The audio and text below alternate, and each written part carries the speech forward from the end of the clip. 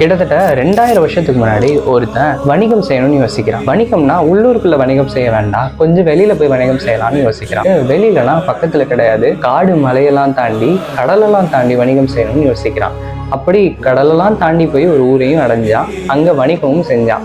சரி, இவ்வளோ தூரத்துக்கு நம்ம வணிகம் செஞ்சிருக்கோமே, நம்மளோட பேர் தெரியணும்ல, நமக்கு பின்னாடி நம்ம சந்ததியினர் வந்தா நம்மளோட பேரை தெரியணும்ல அப்படின்னு சொல்லிட்டு யோசிச்சுட்டு இந்த ஊர்லயே இருக்கிற மிகப்பெரிய ஒரு பில்டிங்ல தன்னோட பேரை பதிக்கணும்னு ஆசைப்படுறான்.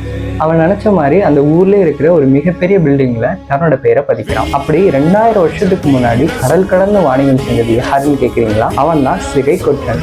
கிட்டத்தட்ட 2000 வருஷத்துக்கு முன்னாடி நம்ம தமிழ்நாட்டுல இருந்து போய் கடல் கடந்து போய் எகிப்துல வணிகம் செஞ்சிருக்கான் ஒரு தமிழன். அவன் மட்டும் இல்ல, அவன் கூட சேர்ந்து சிகை கொற்றன், கோவன், சாத்தன், கீரன் சொல்லிட்டு பல தமிழர்கள் வணிகம் செஞ்சிருக்காங்க எகிப்துல. தன்னோட பெயரை தமிழ் பிராகிருத மொழிகள்ல எகிப்து பிரமிடுகள்ல பதிச்சுட்டு வந்திருக்காங்க. இதை நினைக்கையில ரொம்பவுமே பெருமையாவும் இருக்கு, ஆச்சரியமாவும் இருக்கு.